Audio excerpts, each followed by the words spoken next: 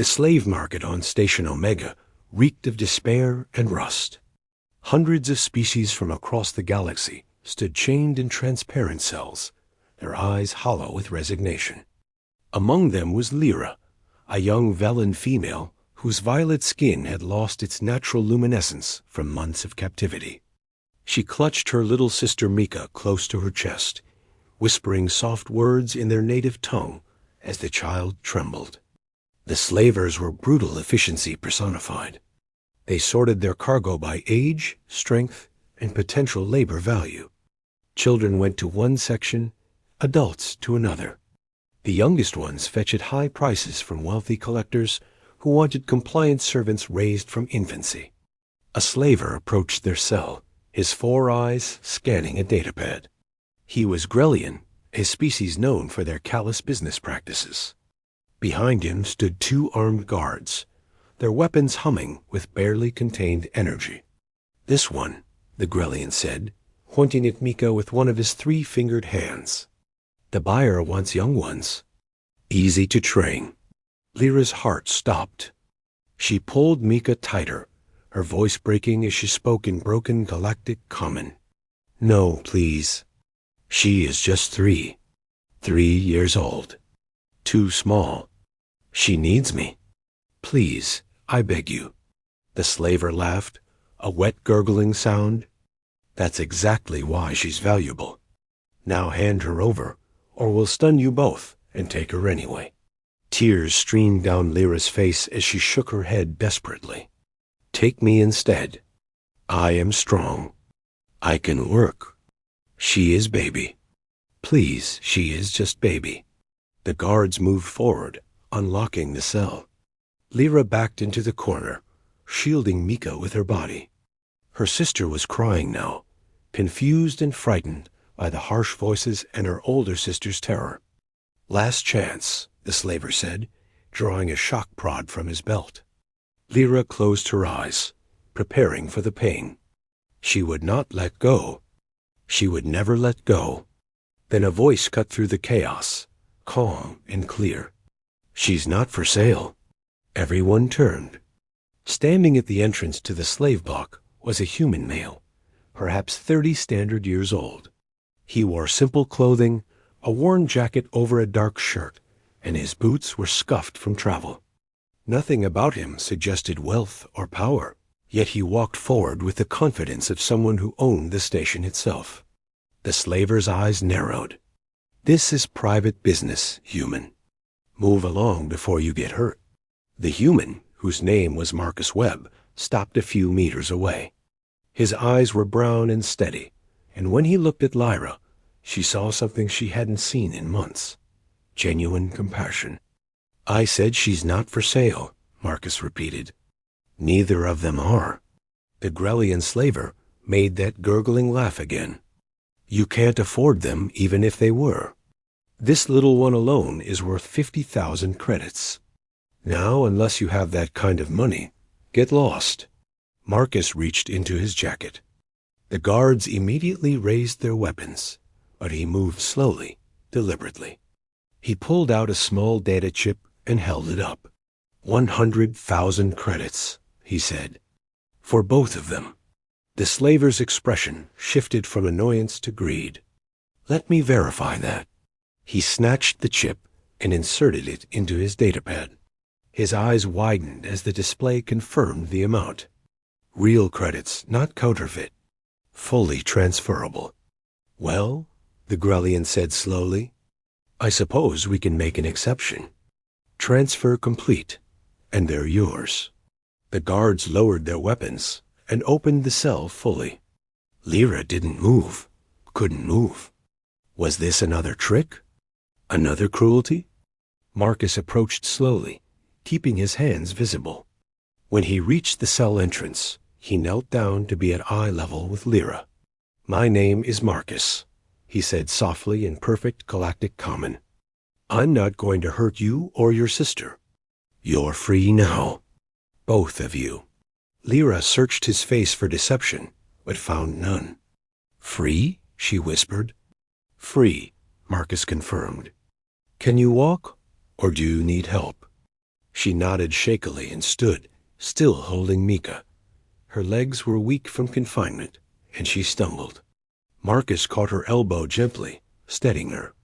Easy. Take your time. They made their way through the slave market, past hundreds of other captives who watched with envious eyes. Lyra felt shame burning in her chest. Why them? Why were they chosen when so many others remained? As if reading her thoughts, Marcus said quietly, I'm sorry I can't save everyone. I wish I could. But I can save you too today. Outside the market, the station's main corridor was bustling with traders, travelers, and various species going about their business. The contrast between the vibrant life here and the death-like atmosphere of the slave pens was jarring. Marcus led them to a small ship docked in Bay 17. It was nothing fancy, a light freighter designed for cargo runs and independent travel.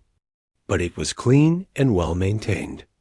Inside, Marcus showed them to a small cabin. You can rest here. There's a bathroom through that door, and I'll bring you some food and clean clothes. We'll be departing in about an hour. Lyra finally found her voice. Why? Why did you help us? Marcus paused at the doorway. Because it was the right thing to do. But the money? 100,000 credits. He smiled sadly. Money can be earned again. Lives can't. After he left, Lyra set Mika down on the bunk and explored the cabin. It had 2 beds, a small table, and a view screen showing the outside of the station. There was even a toy box in the corner with stuffed animals and puzzles. Mika, exhausted from crying, fell asleep almost immediately. Lyra sat beside her, stroking her sister's hair, and finally allowed herself to weep. Not from fear or pain, but from overwhelming relief. An hour later, as Marcus had promised, the ship's engines rumbled to life.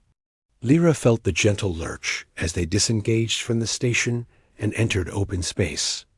She looked out the view screen and watched Station Omega shrink into the distance.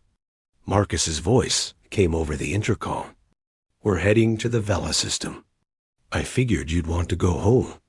Lyra's breath caught. Home. They were going home.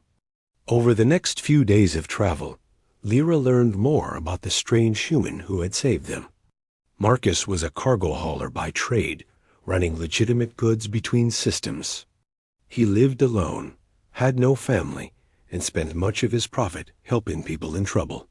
There are organizations that fight slavery, he explained one evening as they shared a meal in the ship's small galley. But they're overwhelmed. For every slave they free, a dozen more are captured. I do what I can when I can. You do this often? Lyra asked. When I come across situations like yours, yes. I can't ignore it. Mika, who had warmed up to Marcus considerably, offered him one of her fruit cubes. He accepted it with exaggerated gratitude that made the little girl giggle. Humans are strange, Lyra said, but she was smiling. We have our moments, Marcus agreed. On the 5th day, they entered the Vela system. The planet appeared on the view screen, its surface covered in vast purple forests and silver oceans. Lyra felt her eyes fill with tears again.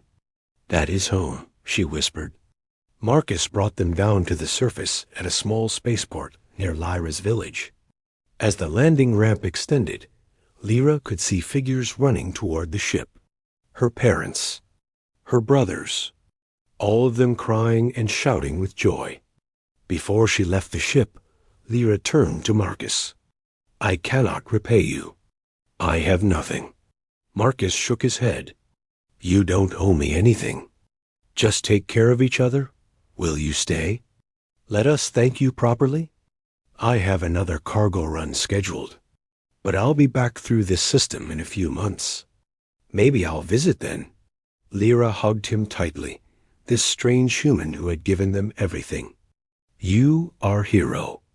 True hero. Marcus hugged her back gently. I'm just a man who did what anyone should do. Mika grabbed his hand. Thank you, Marcus. He knelt down and ruffled her hair.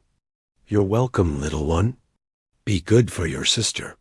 Lyra and Mika descended the ramp into the arms of their family. Marcus watched from the cockpit as the reunion unfolded, all tears and embraces and disbelieving laughter.